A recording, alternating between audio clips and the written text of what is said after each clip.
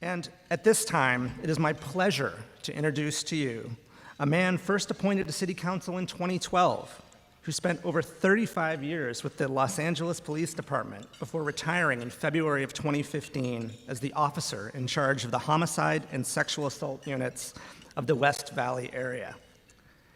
In addition to his first-time role as mayor, he has been appointed to the League of California Cities Public Safety Policy Committee, where he shares his law enforcement expertise to help shape state and national policy. Locally, he volunteers on many boards in our community, including the Conejo Valley YMCA and the Thousand Oaks Police Charitable Foundation. He has been married to his high school sweetheart, Janine, for 36 years and has 3 grown children. Please give a warm welcome to Mayor Joel Price.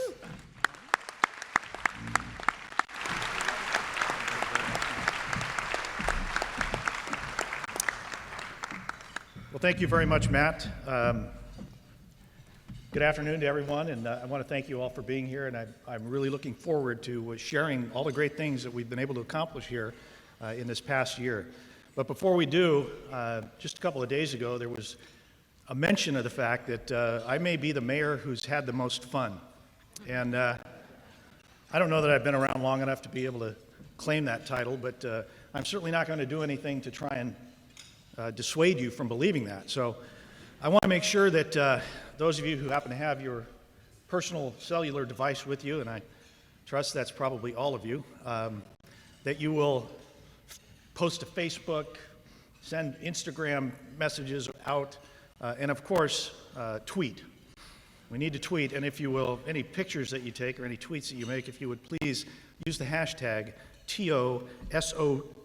That's TOSOTC. That's Thousand Oaks, State of the City. And I hope this goes over a little bit better than my initial effort at having fun with my council colleagues. My first meeting as mayor, I decided that was going to be ugly Christmas sweater night, and I got punked. Thank you. I showed up there, and I was the only one. There were some staff members, and thank you to those of you who wore those sweaters. You know who you are. But yeah, thanks. I also wanted to, I have about 500 of these left, these business cards. I wanted to make sure each of you got one.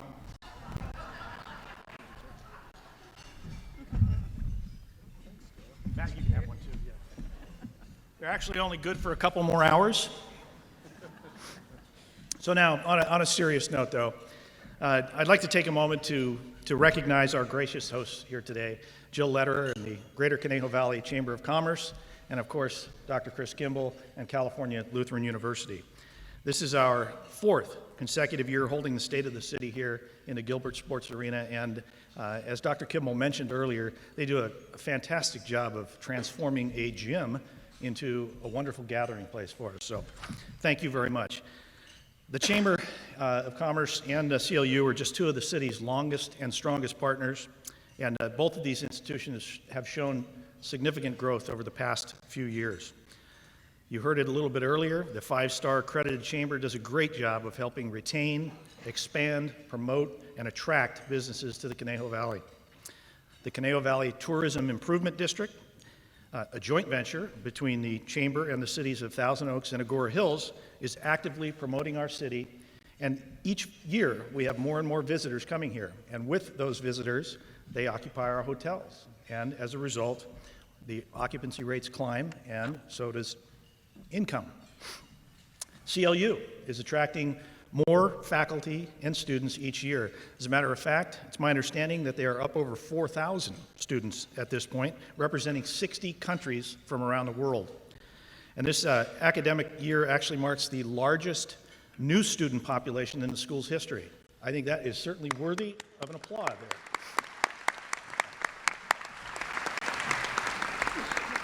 And they are continuously advancing studies, offering innovative programs, and reviving the campus's infrastructure to accommodate its growing enrollment. You may have driven by one of their newest endeavors here as you entered today, the William Rowland Art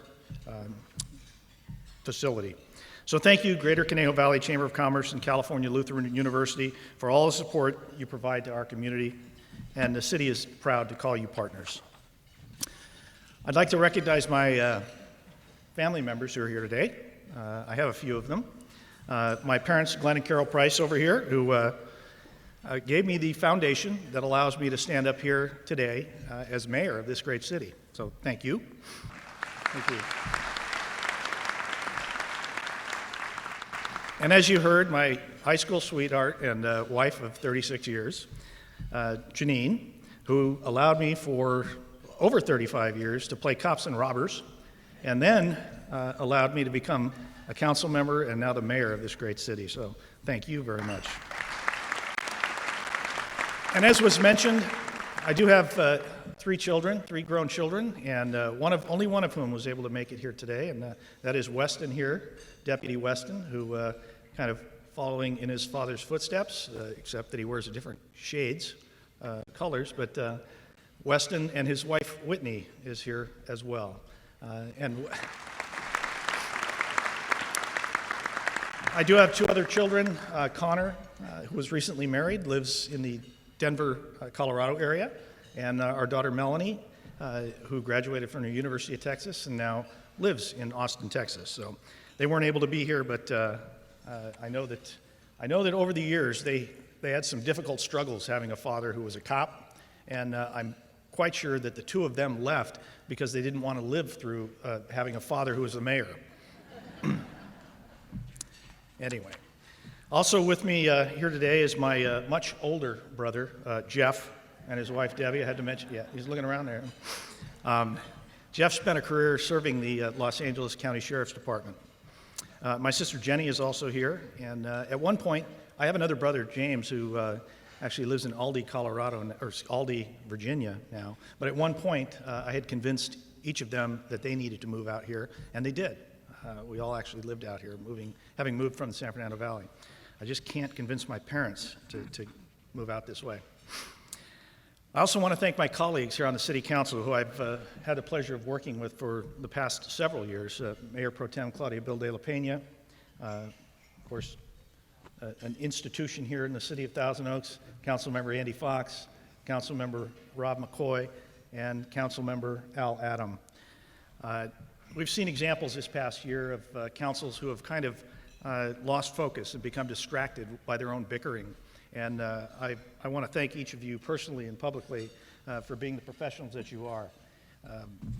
Because making important public policy decisions requires vision, engagement, and compromise. And this city council has worked together to accomplish our collective goals for the benefit of the community. So, thank you all. And finally, I'd like to extend my thanks to all of you, the residents and business owners of the community, for placing your trust in me and allowing this council to help lead our wonderful city. It's been an honor to serve as your 52nd mayor. Now let's talk a little bit about what we've accomplished over this past year. For years, the city has been focused on building and maintaining infrastructure. In an environment where many cities often elect to defer maintenance, Thousand Oaks understands the need to continually invest in its infrastructure. To that end, a significant achievement came last month with the completion of the long-awaited 101-23 Freeway Interchange Improvement Project. The project made history as the largest construction project in Ventura County. Nearly 200,000 motorists travel the 101-23 daily, and relieving this regional bottleneck had been a top priority for many, many, many years. It would not have been possible without our dedicated funding efforts and transportation partners, the Ventura County Transportation Commission and Caltrans. And I'd be remiss if I did not mention the mountain of work done by former council member and mayor Dennis Gillette, who pioneered this project and worked tirelessly on it for years. And a big thank you to all the residents and motorists for their patience during the construction. With additional lanes, aligned off-ramps, and widened bridges, we can all look forward to less congestion and improved safety. One of the city's largest infrastructure assets are our streets and roads, and this year we resurfaced 24 miles of them. The public works staff here continues to look for new and more sustainable products, and this year used an asphalt mixture that contained ground-up rubber from recycled tires. Kind of interesting. And a notable infrastructure project currently underway is the undergrounding of utilities along the Thousand Oaks Boulevard. The city's been working with Southern California Edison to remove overhead electrical wiring and poles from a 1.5-mile stretch of the boulevard. And I want to point out that while it might sound pretty easy, you just take some poles down and take some wires and stick them underground, it's anything but easy. It's very complex, and it requires careful planning, which our staff has done. The Public Works crews used three-dimensional technology to pre-map the underground alignment of the existing 450 utility crossings before they could even begin to think about the wires from above and how they were going to put them underneath the streets. Extensive public outreach has kept residents and businesses informed each phase of construction, which has helped to minimize the impacts. I'm happy to report that this project is on time for completion in spring and currently under budget. Public outreach efforts were also successful when the city solicited feedback from the community when updating the forestry and landscape master plans. These plans were in desperate need of refreshing in order to be more sustainable in the changing environment, while still maintaining aesthetics and community standards. Nearly 1,000 residents provided their input through an interactive online survey and through attendance at presentations at community meetings. The valuable input will help to create a more sustainable landscaping plan and ensure that our community spaces are beautiful. Incorporating drought-tolerant and sustainable landscaping is not only important in public medians and right-of-ways, but equally significant at city-owned facilities. The Los Robles Greens Golf Course Turf Reduction and Renovation Project is a great example of our citywide sustainability efforts.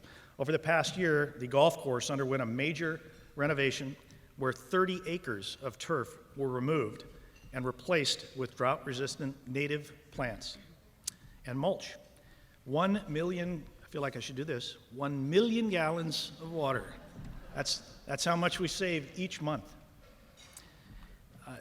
For perspective, on an annual basis, that's the equivalent of about 24 Olympic-sized swimming pools, about 240,000 baths, or about 96,000 individual days of water use, a significant savings. The $1.8 million project was completely funded through a turf reduction rebate from the Metropolitan Water District. And the environmental benefits of the renovation go far beyond the water savings. Less grass means less fertilizer, less maintenance, lowering fuel costs. Even the water-saving mulch seen throughout the course is repurposed from city and golf course tree trimmings. The rejuvenated course, it's beautiful, is nationally recognized by the golf industry and is truly an economically and environmentally sustainable model for all golf courses. It's even been featured in some impressive national industry publications. So if you've not yet experienced this reimagined course, I encourage you to do so. Get out there and play it. And don't be taken by the beauty, because it will beat you up, trust me. As you can see, environmental sustainability is a major focus area for the city. Our efforts were recognized recently when we were awarded 3 Beacon Awards for sustainability by the Institute for Local Government. This year, we're pleased to have a new sustainability manager to help lead us in the areas of sustainability, such as water conservation, recycling, climate action planning, and emission reductions. Sustainability projects such as the golf course turf renovation allow the city to meet current needs and enhance quality of life for the future. Our spirit of sustainability has also helped us weather California's ongoing drought. When the state lifted mandates on city water usage, other agencies saw a decrease in their conservation. Not true here in Thousand Oaks, where residents have continued to save water. Sustainability measures have not only benefited the environment, but they also generate cost savings. So while the city has shifted from growth orientation to maintenance and redevelopment, we're investing resources into maintaining what we have today while preparing for tomorrow. Solid financial management and a 10-year strategic financial plan has helped us to plan for long-term, dependable management of city services. Our sales tax dollars make up about 39% of our $77.5 million general fund budget and remain the city's primary revenue source. Economic growth helps increase sales tax dollars and brings investment to the city, However, it also increases the demands on city services. Through conservative fiscal stewardship and strategic planning, we've been able to live within our means and dedicate resources to public improvements, public safety, and other important municipal services. However, doing so becomes more challenging each year as we make strategic decisions, decisions determining the allocation of resources while maintaining high level of services the community has come to expect. For instance, I mentioned earlier how streets and roads are the city's largest infrastructure asset, and they need to be maintained properly. There are 380 miles of streets in the city of Thousand Oaks with an estimated replacement value of about $700 million. So that's just one of the core services that we'll evaluate during the upcoming budget process. As evidence from previous projects, City Council is committed to increasing and maintaining public awareness, involvement, and support for city projects and programs. This coming year, we will be giving residents an opportunity to participate in the city's budget process and provide their input. The goal is to make the city's budget process a little more accessible and inclusive. The budget and our long-range fiscal planning should reflect what the community values and wishes to accomplish. So be on the lookout for some pop-up activities and a new online budget feedback tool. The city utilizes a host of outreach strategies to engage the public, including our mobile city hall at different community events, as well as interactive tools on the city's website. And speaking of the city's website, I don't know whether you've been to it lately, but it underwent a complete transformation this past year. The new site is customized to be viewed on all mobile platforms and features an advanced search bar with streamlined navigation. Lastly, we utilize a host of social media channels to engage the community. So there are plenty of opportunities for you to join the conversation and be involved. Active community participation is a hallmark of our approach to public safety, an area in which we remain committed. Thousand Oaks continues to rank among the safest cities in the nation. And this year, adding to that distinction, we were named the #1 safest city for women in the country. Thank you. Yeah, I think that's good. The Thousand Oaks Police Department has done an outstanding job keeping the men, women, and children of our community safe while fostering positive partnerships. And just recently, the police department has collaborated with Conejo Recreation and Parks District and California Lutheran University to create a local program for at-risk youth called Safe Passages. This program has really taken shape this year and is transforming the lives of our most vulnerable population. The program offers after-school homework support and activities and weekend trips consisting of overnight camping, cultural events, visiting parks, libraries, and universities. This past weekend, there were hundreds of children who attended a Christmas party and received donated gifts, and there's another one coming up this coming weekend. Last month, CLU hosted 125 students and provided hands-on learning experience in the science labs and classrooms. Police and fire departments capped off the event with their canines and horses and the fire trucks, which of course everybody always enjoys. And the Ventura County Fire District continues to provide excellent service to our community and play constructive roles in planning today for tomorrow's fire service and public safety needs. Firefighters will soon be moving into the new fire station number 35 in Newbury Park, set to open this summer. The new facility will be triple the size and include modern upgrades and advanced technology. A far cry from what they're occupying now, where they have to use a shoehorn and Crisco to get the fire trucks in. If you've seen that station and watched them get the trucks in, it is amazing. This project demonstrates how the city and county work together to achieve positive outcomes. We want to thank the men and women of the Thousand Oaks Police Department, led by Police Chief Tim Hagel, and the Ventura County Fire District, led by Fire Chief Ted Smith, for their dedication to our community's safety and security. We also, yes?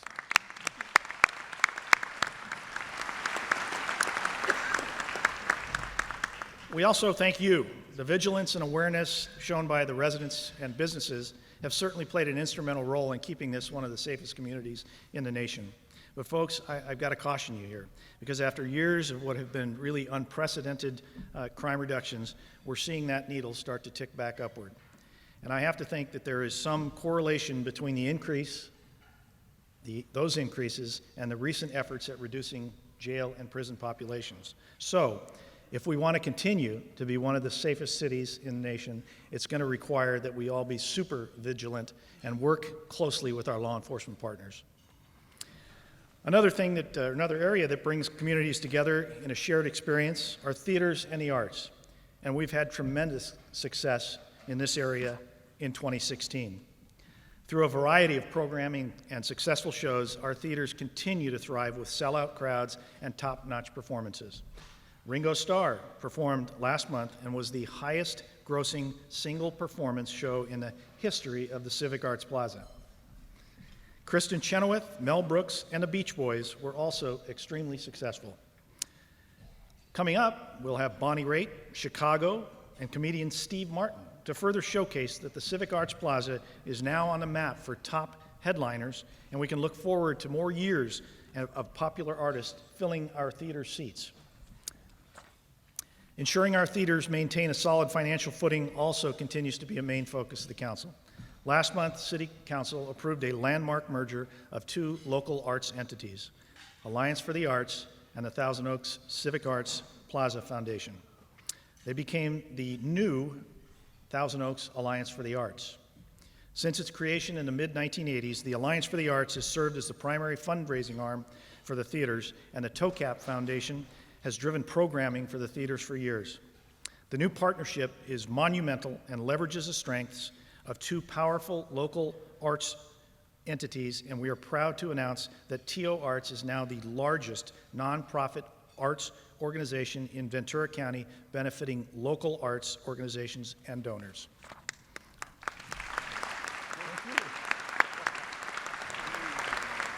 So we have a new Cultural Affairs Strategic Plan will help us streamline how the city manages cultural arts, ensuring that local arts organizations and the Civic Arts Plaza continue to serve as community outlets and economic drivers. This plan will help us move beyond the theater walls and reach out to local arts groups, as we know that the arts contribute to the city's vitality and create an important economic development advantage. Families and businesses are drawn to places that support a strong sense of civic and cultural involvement. Thousand Oaks was also the draw for major sporting events this year. The city once again hosted Stage 3 of the nation's largest cycling race and the second largest in the world, the Amgen Tour of California. Our region was also home to the inaugural PGA Power Shares Triple Q golf tournament held at Lake Sherwood Country Club in October.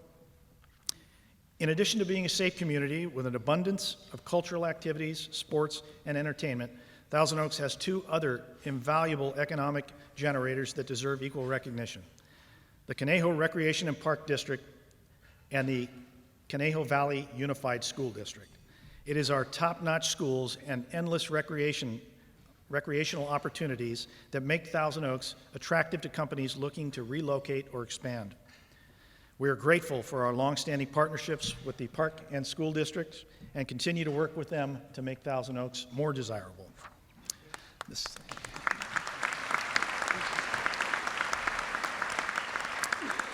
The city of Thousand Oaks is fortunate to have such a robust local economy, and we have the responsibility to ensure that we support new and existing businesses and provide them with the opportunities and the infrastructure that allow them to thrive. One notable area where we're making strides is in entrepreneurship. A local tech group, 805 Startups, with a growing membership of nearly 2,000 and $300 billion represented by their investors, held a popular Shark Tank-style event at the Civic Arts Plaza, which attracted 500 entrepreneurs. CLU also deserves recognition for their support of local entrepreneurs. The Center for Entrepreneurship houses a full-service co-work space where local startups can operate and hosts the incubator program Hub 101 for entrepreneurs to meet investors, develop scalable business models, and network. Offering assistance to grassroots startups allows them to gain an economic foothold in our local business community, and thus we will continue to help connect the dots for entrepreneurs. From manufacturing to pharmaceuticals to financial services to tech, Thousand Oaks is fortunate to have a diverse business landscape with local economic assistance promoted by City Hall. I'm also pleased to share with you some of the companies who have either relocated, renovated, or expanded their operations and call Thousand Oaks home. Amgen has reinvested millions of dollars into its campus, and the city continues to work with Amgen on the creation of a biotech hub. Sage Publications moved its headquarters into 100,000 square feet of space on Conejo Spectrum Street, and that's walking distance from its warehouse and 30% larger than its previous headquarters on Teller Road. Easton, manufacturer of baseball and softball equipment, relocated their global headquarters to a facility with a research lab and 40% more space than its previous location in the San Fernando Valley. L Acoustics, a design and manufacturing company of sound systems for theaters, convention centers, sports arenas, and amusement parks, also relocated to Thousand Oaks. L Acoustics provided the state-of-the-art sound system recently installed in our theaters and at the Hollywood Bowl. The Oaks Mall continues to serve as a regional shopping destination and continually expand and renovate to serve a growing customer base and retailers. And this past weekend, HGTV sponsored an interactive Santa's Village at the Oaks, and Property Brothers, Drew and Jonathan Scott, drew a large audience. Maybe some of you heard about this. The Apple Store. Tweet that. The Apple Store underwent a significant expansion over the spring and summer. The newly renovated space offers next-generation design and double the square footage. Dick's Sporting Goods and Our House, a high-end home and outdoor furniture shop, are just a few of many more that have opened their doors at the Oaks Mall. Sports Academy, an all-inclusive training facility, moved into an impressive 96,000 square foot space that houses facilities to develop every aspect of one's mind and body. It is, if you haven't been there and you haven't seen this, I encourage you to get there. It is absolutely remarkable. It's an athlete's dream. And we anticipate that the facility will be a popular hangout for some of the local Rams players during the off-season. And speaking of the Rams, I want to welcome the Rams to the Conejo Valley.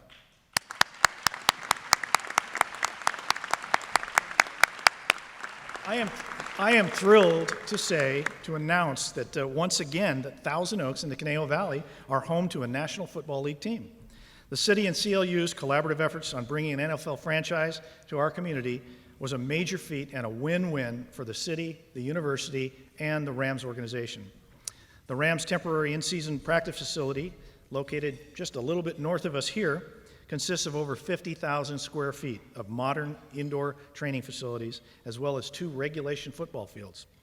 We look forward to continuing to work with the Rams organization, and establishing permanent roots for the team here in the Conejo Valley is a top council priority. The positive economic impacts, thank you. The positive economic impacts of a National Football League team further bolster the partnership between the Rams and this community. And rather than me just stand up here and talk about it, how about we hear about it from the folks who are involved?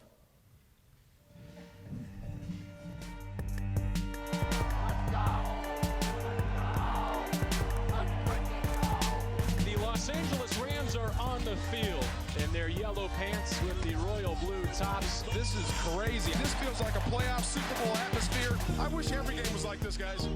For the first time since 1994, the Rams are LA's team again.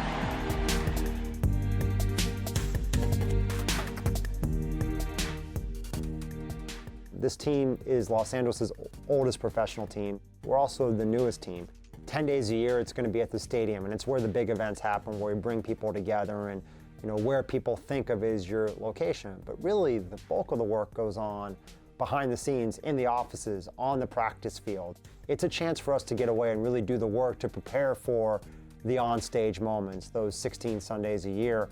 And the number of times I get asked, well, once the stadium opens, aren't you moving everything to Inglewood? No, we're not going to do that. That's one area of our lives. But the more important core of our lives is where we go to work every day, where we live every day. And we're proud to call Thousand Oaks that home.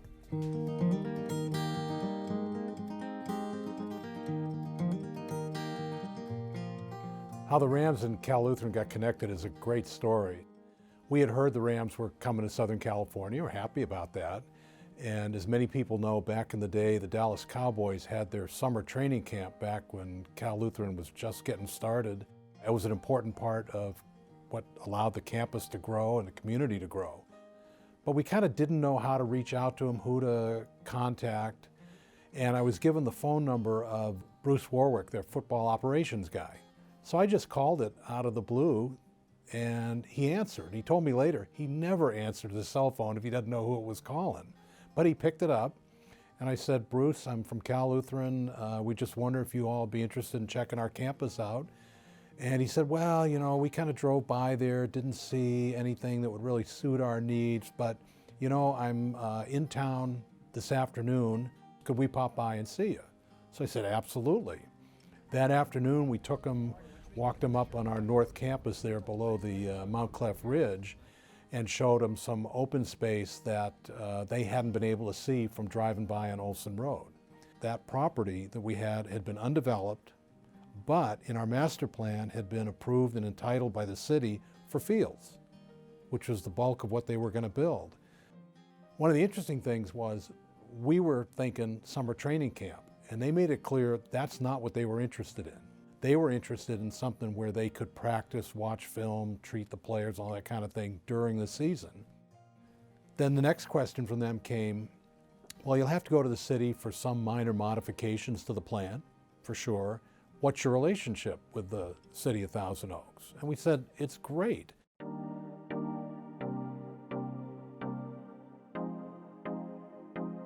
Coming out of our meeting with the Rams, we were certainly excited about the prospect of moving them into town. But even the Rams representative realized that what they were asking the city of Thousand Oaks and CLU University to do was almost unprecedented. But it was staff, both from the city of Thousand Oaks and from CLU, that worked together collaboratively and made that happen. I can't think of too many cities that would have been able to pull that off in the timeline that we were given. And I think for us, what was great about the city of Thousand Oaks and Cal Lutheran is from the moment everybody said, we want you to be part of the city, they moved heaven and earth to make sure it could happen. And we had a tight timeline when you talk about identifying a site in January and building a 60,000 square foot building and 2 football fields and privatizing all of that from the Cal Lutheran campus in Thousand Oaks. And oh, by the way, we want that done by the middle of August.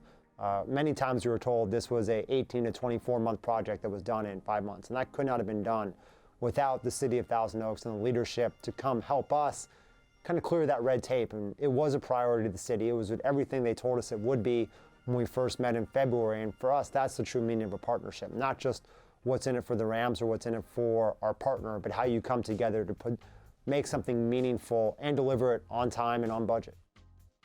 It's important for residents to know that the staff here at the City of Thousand Oaks and this council is committed to doing whatever it is we can to promote business here, whether you are a Fortune 500 company, a pharmaceutical company, a biotech firm, a startup, or a mom and pop. We will go to any length in order to make it easier for you to move your business into our town.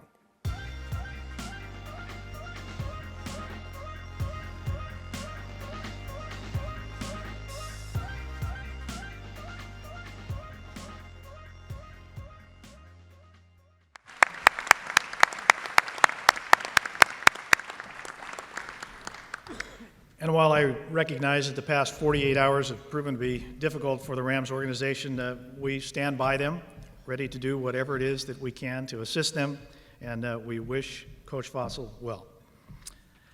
Thank you to TOTV for putting that piece together, and to Chris Kimball and Kevin Demoff for sharing what makes the community ideal for the Rams players and organization. I believe the investment companies like the Rams are making right here in Thousand Oaks is a testament to the confidence they have in the vibrant future of this city. We continue to do our part by providing opportunities and helping companies find space here and the amenities they need to meet their goals and grow. In the months ahead, we will unveil a dynamic and forward-looking economic development strategic plan that focuses on the creation of special programs and initiatives aimed at the business retention and expansion in Thousand Oaks to help drive the city's economic future. Our future is perhaps most visible on Thousand Oaks Boulevard and the city's evolving downtown. For years, residents have consistently expressed the desire for more vibrancy along Thousand Oaks Boulevard, and this has also become one of the City Council's top priorities. Beginning with visioning and strategic planning, Thousand Oaks Boulevard property owners and the city have worked in concert to bring a viable, pedestrian-oriented, mixed-use downtown to Thousand Oaks. The Thousand Oaks Boulevard Specific Plan, adopted 5 years ago, continues to serve as our blueprint for this reimagined city center. Over the past year, the council has approved revisions to the specific plan, including on-street parking, to attract restaurants, cafes, and pubs with outdoor seating. Additional residential units were approved for the specific plan area to encourage mixed-use projects. And I'm excited to share that a beautiful mixed-use housing project consisting of 36 apartments and 3 retail spaces at the former home of Lupe's Mexican Restaurant will go before the Planning Commission early next year. This would be the first of its kind project since the adoption of the specific plan. In addition, public streetscape enhancements to the downtown core between Herbs Road and Conejo School Road are currently being planned and will offer aesthetic improvements along with better parking and pedestrian connections. These examples demonstrate the unanimous and decisive action this council has taken toward making downtown vision a reality. I just want to assure you, we're talking about incremental changes here, folks. Thank you. I don't want you to be scared. We're talking about incremental changes here along a 4-block area of the boulevard, and that's very small relative to the city's overall size of 56 square miles. Another reality of a different nature is the workforce turnover in the city of Thousand Oaks. Along with most local government organizations in California, we're experiencing retirements, a number of retirements. This challenge represents the end of successful and long professional careers in our second-to-none workforce and new opportunities to meet the future needs of our city through dynamic personnel recruitment. Over the past year, the city organization faced several significant leadership changes. After 44 years of distinguished service, Community Development Director John Prescott retired from the organization this summer. I know John is here. John, thank you for your service, John.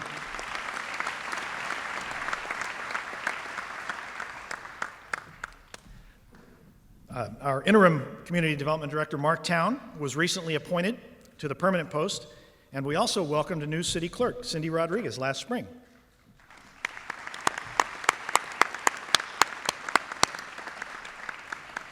And as many of you are also aware, the council faced a very difficult decision that resulted in the departure of our previous city manager. What I want to make sure I leave you with today is that the organization never missed a step and is continuing to move forward in a positive direction. This is a tribute to the men and women who serve the city of Thousand Oaks, and a special thank you to the outstanding leadership team this has been their sole focus and dedication during this transition. There is truly a culture of excellence among city employees who bring passion and professionalism to their jobs each and every day. One special example of exemplary service is from our Public Works Department. During the early morning hours of July 21st, the city's gateway sign along the 101 freeway at Westlake Boulevard was entirely defaced with graffiti. As Chief Hagel put it, this was a slap in the face to the whole community. It didn't take long for our staff to make it right, though. In nearly 100-degree heat, Jerry Sotelo spent the next many hours blasting away, inch by inch, the paint that had been placed on that sign, returning it to its glory. Jerry is just one of the many dedicated Public Works employees who work day and night to make a difference on behalf of the community. And I know Jerry is here today, and I'd like you to stand up and be recognized, Jerry. There he is. Thank you, brother.